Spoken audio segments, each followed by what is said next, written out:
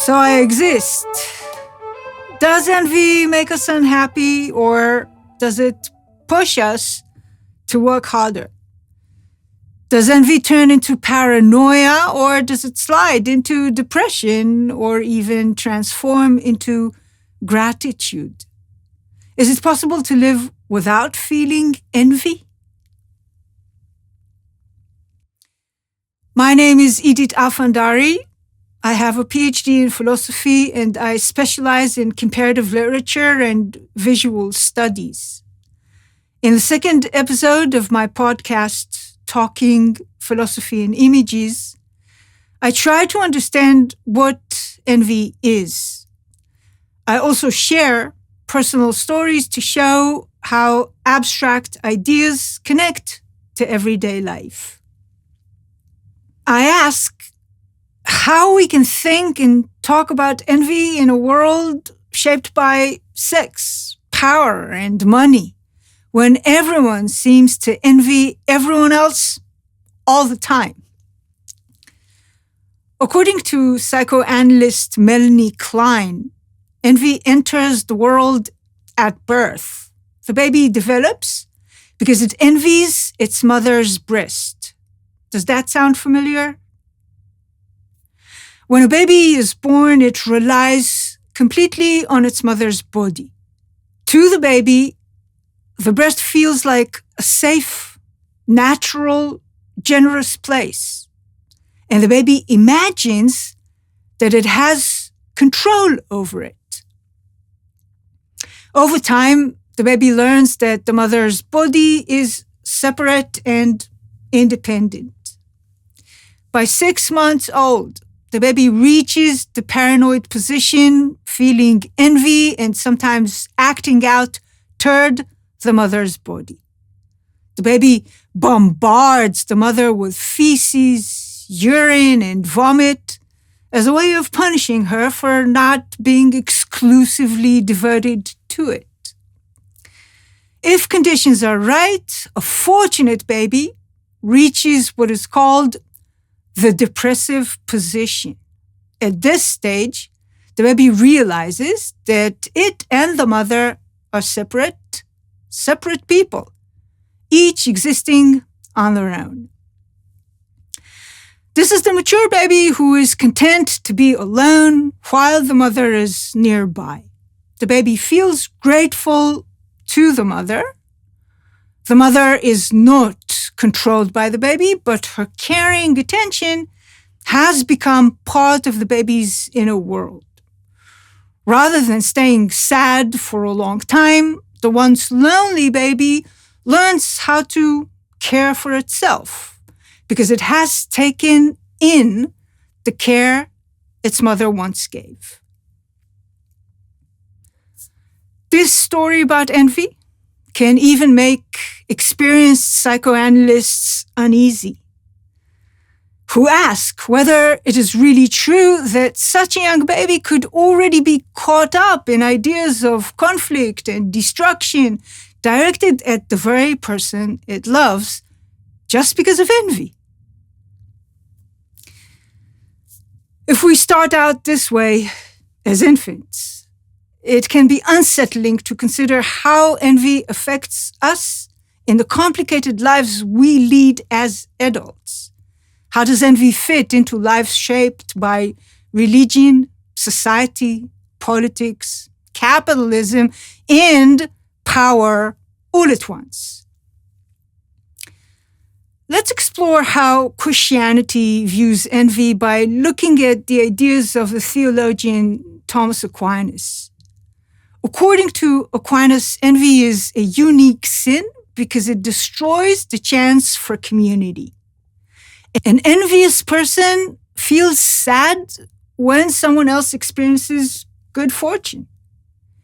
Even if I feel sad just because someone else has something I lack, envy can still damage friendships and communities. People who live in similar ways often envy each other. A king does not envy a poor person, and a subject does not envy a king. If something bad happens and the other person suffers, envy fades away. Christianity, on the other hand, is based on altruism. A Christian loves their neighbor, turns the other cheek, and quietly gives to charity to help those who are suffering. When viewed with envy, the world seems like a zero-sum game where differences between people feel like threats to my own advantages and interests. Christianity teaches that seeing another person's virtues should motivate us to improve ourselves. Rather than working to build a good reputation and avoiding envy of others, people often deceive themselves and do not admit their own envy. In the New Testament, Paul gives a warning in his letter to the Galatians. Let us not become conceited, provoking one another, envying one another. Envy does not belong in Christian faith. I think about Mary Shelley, the author of Frankenstein. An arrogant scientist creates a monster from body parts he collects in cemeteries. He brings the monster to life using lightning. Perhaps Dr. Frankenstein envies women's ability to give birth so much that he tries to create life without a woman's womb. This kind of envy leads to death instead of embracing life. Elizabeth, who is engaged to the scientist, is a devout Christian. But after the monster comes to life, Frankenstein dreams about the deaths of his mother and his beloved, not about the wedding. The whole story shows that men are not the only ones who envy women's natural abilities. Mary Shelley feels envy as well. She wishes for a life that is professional, competitive, and often seen as masculine. She wants to become a famous writer. The philosopher Mary Wollstonecraft, Shelley's mother, argued in the 18th century that women should not be educated solely to make themselves attractive to husbands. She supported mixed education, intellectual growth, and spiritual life, believing these would help women avoid relying on seduction for social and economic security. The monster also feels envy. It wants to get married, to have children, and make friends. The monster asks Frankenstein to create a companion for it, but Frankenstein says no. Out of jealousy, the monster kills everyone important to Frankenstein. It then chases Frankenstein into a frozen desert where people cannot survive. So, what kind of desert do we live in? Are there truly selfless people around us who care about others and the world? Or are the systems and friendships we have focused only on pleasure, with no boundaries? I grew up surrounded by capitalism from the start. Looking back, I see that I became masochistic as a way to protect myself. Don't worry, I don't mean anything involving clubs or whips. For me, masochism is a way of thinking about life.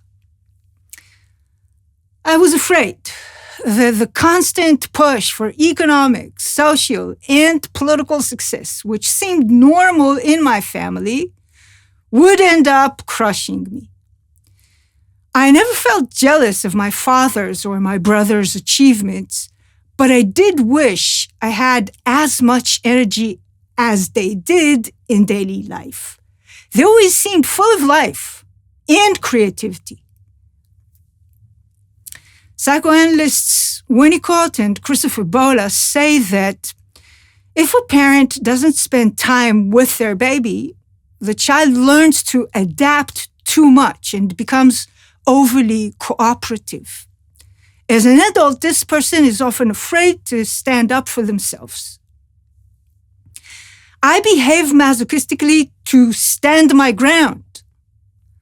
My only goal is to let go of envy and break free from its cycle. If taking a self-sacrificing approach helps me overcome envy in a situation, I stick with it. This breaks the cycle of envy, and it no longer has power over me. When I can't get rid of envy, I stop trying to gain the upper hand. That's because I just don't care enough about winning in that situation. When an advantage is tied to envy, it actually becomes a disadvantage. I'll explain more soon. You cannot talk about sadism and masochism without thinking of Othello, who murders Desdemona out of envy. Othello knows her love is emotional and sexual, and he fears her desire in social and intimate life. Iago never proves that Desdemona cheated. He makes Othello envy her by planting doubt about Cassio. The poison is served when Iago asks, "Are you fast married?" as if asking whether Desdemona was truly a virgin on her wedding night.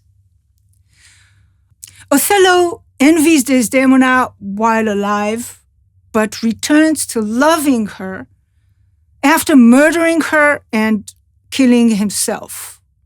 With his last breath, he says, "One who loved not wisely, but too well." How could anyone forget Marcel Proust? He lives with deep grief after Albertine leaves him. When separated, love is pulled from the heart, even though love once gave the heart its life. This will be the true death of ourselves, Proust writes. When love ends, it leads to a painful journey that eventually brings renewal, but the person you loved will not be part of your new life. Proust suggests that the couple is wasteful. Wasteful when it takes the lover for granted. Since I already have a lover, I can devote myself to social entertainment and find a new love. The loss of the lover proves that they made the author socially independent and confident. Remember the infant in Melanie Klein's interpretation who enters the depressive phase upon understanding that it is separate from the mother's body? Proust also understands that without the lover, nothing about social functions appeals to him. The death and separation, loss, helps him understand that he is alone in the world and allows him to mature. He can seek out a new relationship because sadness is a grown-up state of the soul. Can you envy someone who has reached mourning, whose sadness reveals who they are in a new reality? In Tolstoy's The Kreutzer Sonata, Posnachev kills his wife, who is also the mother of his children, because he's jealous. He notices that she enjoys playing music and having dinner with a charming violinist. After this, Posnachev leaves his hometown. On a train, he confesses to a stranger that he killed his wife in a moment of madness. Why didn't he choose divorce? Did murder end envy? In an ancient melody, Nigun Atik, Nathan Alterman diagnoses the primitive side of envy using threat and persecution. But if ever, when I am not with you, you laugh and carouse without thought, I'll burn down the rafters above you with the anger my jealousy wrought.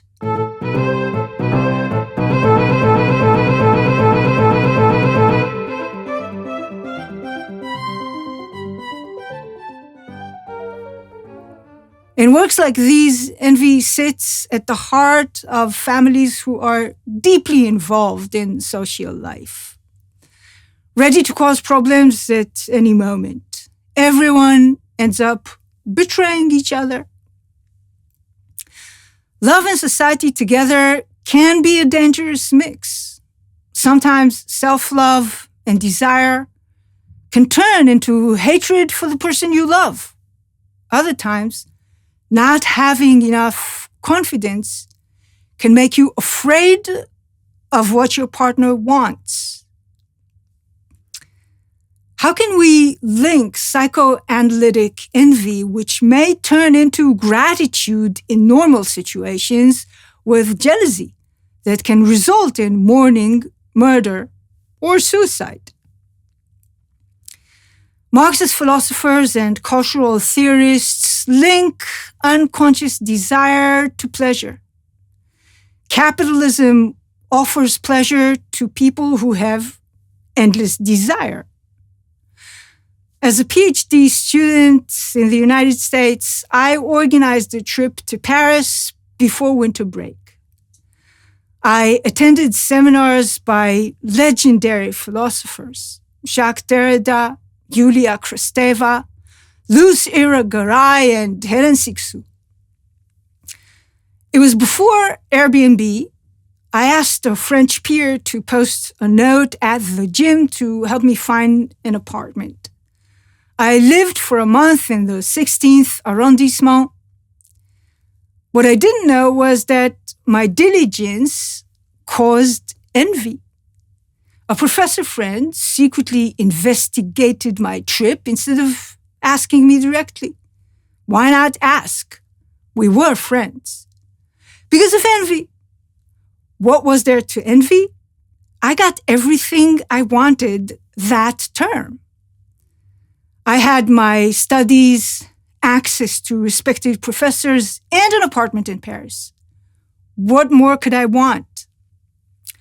The promise of pleasure in a capitalist world just kept growing. My landlord invited me to a huge party in a hangar.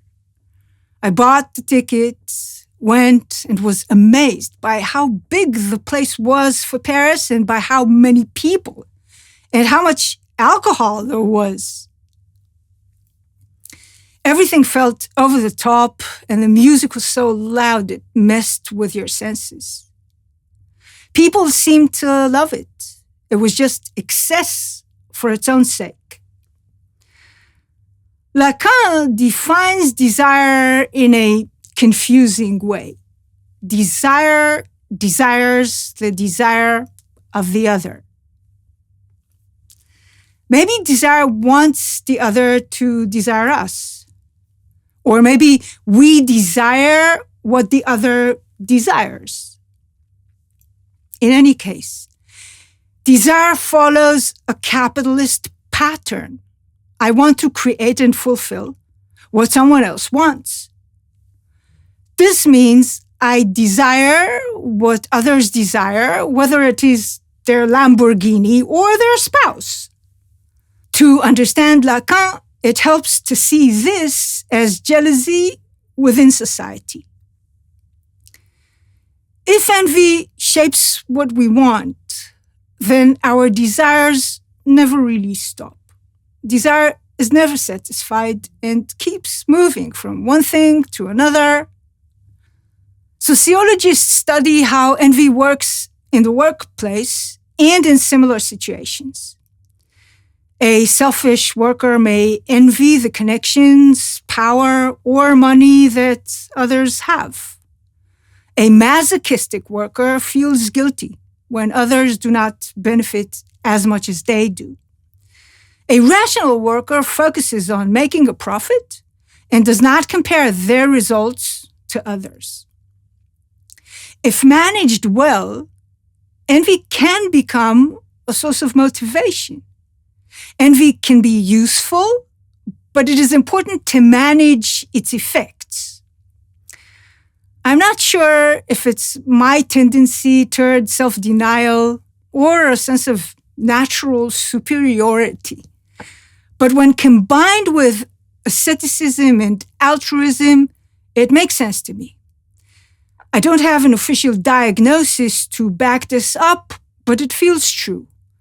I try to fulfill my ambitions by focusing on smaller, less mainstream projects.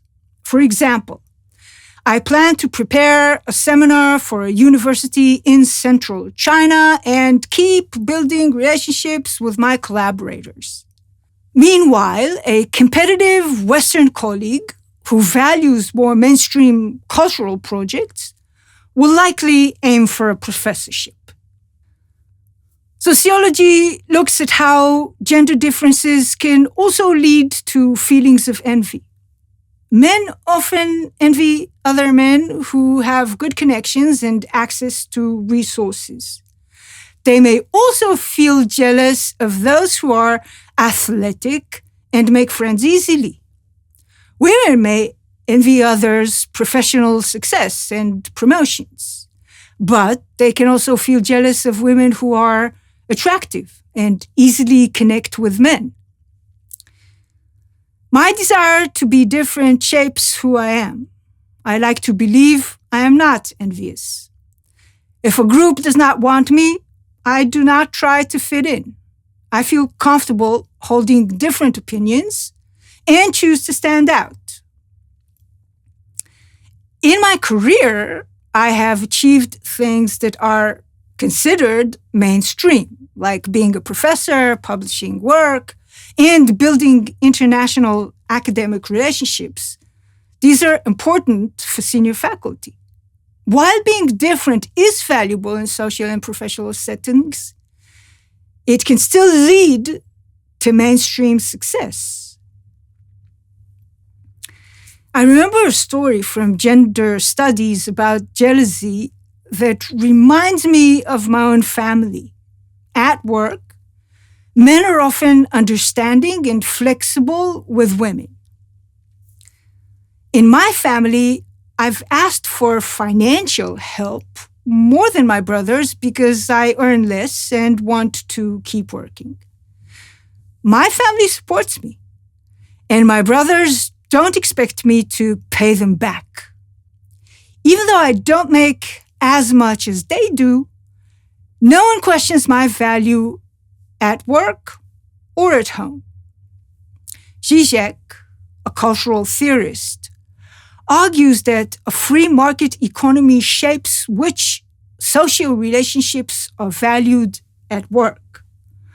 This idea is known as biopolitics. Organizations do more than control our actions. They also influence our bodies, desires, and even our private lives. This influence can feel very personal. Jealousy at work can either become harmful or act as motivation. The market prefers people who can manage their jealousy. Employees are expected to watch over themselves, acting as both the prisoners and the guards.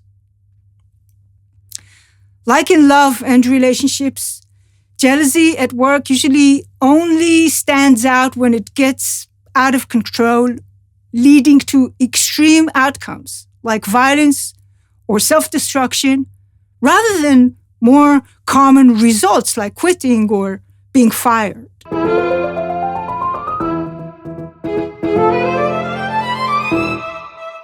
What is jealousy really?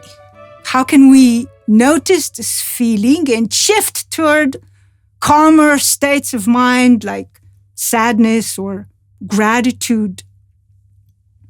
Deleuze and Guattari say that anyone can follow a line of flight, which means trying to break free from fixed roles and sometimes being both selfish and generous. You can move between being inside and outside the situation and still make a difference, not just by acting from within. You also don't have to be an outsider in a hidden or oppositional way. Deleuze and Guattari called this process becoming.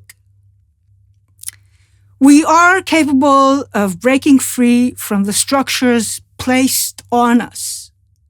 We don't have to keep repeating the same habits. We can change our relationships, goals, environments, and even cultures. These changes aren't driven by the majority or by universal rules. We can't control desire on a global scale. But as individuals and groups, we can resist the forces that create jealousy and focus on other motivations, like art, philosophy, and making connections with people who are different from us. By doing this, we can learn to use our differences as a starting point for growth. Claire Colebrook interprets the work of Deleuze and Guattari. She argues that they see us as machines that want to stop and start relationships to keep living. Desire sometimes wants connection and sometimes wants rest. Other times, the life drive longs for people, to eat with them, to think with them. And then we're in a state of becoming. I see myself as a minoritarian. I think I live with emotional substitutes for envy. After everything I've said, it's impossible to live without envy. On second thoughts, that's okay. Thank you for being here for episode 2. See you in the third, the breakup.